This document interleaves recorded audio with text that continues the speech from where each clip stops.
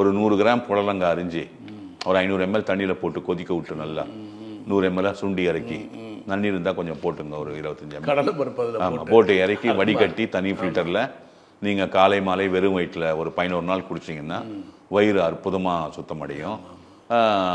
உங்களுக்கு வந்து தண்ணி வந்து ரொம்ப இம்பார்ட்டண்ட்டு. வயிறுக்கு வந்து அற்புதமான ஒரு இன்டேக் வந்து என்னன்னு கேட்டிங்கன்னா சுடுதண்ணி. ஆமாம், வார்ம் வாட்டர், நல்ல சுடுதண்ணி சூடாக குடிங்க. அது வந்து உங்களுக்கு அற்புதமாக வேலை செய்யும். உங்களுக்கு உங்களுடைய பிளட்டினுடைய பவர் நல்லா இருக்கணும், ஹீமோக்ளோபினுடைய பவர் நல்லா இருக்கணும், ஜீரண மண்டலம் சீராக இயங்குவதற்காக. மருந்துகள் வந்து என்ன ஆகும் அப்படின்னு கேட்டிங்கன்னா உங்களுக்கு வந்து ஒரு சில வியாதிகளில் வரும்பொழுது நம்ம டெய்லி மருந்து சாப்பிட்றோம் இல்லையா, மாத்திரைகள். அந்த மாதிரி மாத்திரைகள் வந்து உங்களுக்கு வயிறில் அல்சரை கொடுத்துரும். நிறைய மாத்திரைலாம் சாப்பிட்டீங்கன்னா வயிறு அடி வாங்கிடும். லாக்டோபாசிலஸும் அடி வாங்கிடும், வயிறும் அடி வாங்கிடும், வயிறில் அல்சர்ஸ் வந்துடும். அதுக்கப்புறம் உங்களோட ஜீரண மண்டலம் வந்து குன்றிவிடும். ஒரு நாளைக்கு 20 மாத்திரை சாப்பிட்றது, 25 மாத்திரை சாப்பிட்றது, அது வந்து எந்த ஆதாரத்தின் அடிப்படையில் அந்த மருத்துவர்கள் அவர்களுக்கு குடிக்கிறார்கள் என்பது எனக்கு தெரியவில்லை.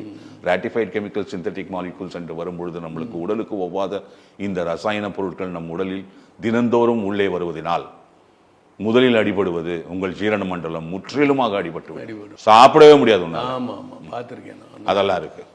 வாயிலிருந்துங்க ஆசனம் வரைக்கும் உங்களுக்கு ஜீரண மண்டலங்க. அது வாய் தான் முக்கியம். அங்கேயே கசந்து போவோம், வாய் முடிஞ்சு போச்சு. அவ்வளோ முடிஞ்சு போச்சு. நம்ம தமிழ் மருத்துவத்தில் மருத்துவம் இருக்கு.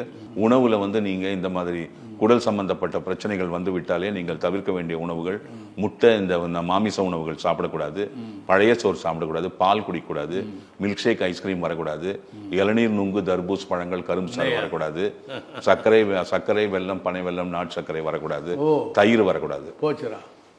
மோர் சாப்பிடலாம். இவ்வளோ ரெஸ்ட்ரிக்ஷன் இருக்கு உங்களுக்கு. ஒரு 6 மாசத்துக்கு நீங்க தூய்மையா இருந்து உங்களுடைய குடலை மறுபடியும் அழகாக கட்டமைத்து அதற்கு பிறகு நீங்கள் உங்களுடைய பழைய உணவுகள், இந்த தடைப்பட்ட உணவுகள் அனைத்தையும் உட்கொள்வதற்கு உங்களால் அந்த குடலுக்கு வலிமை வந்துவிடும்.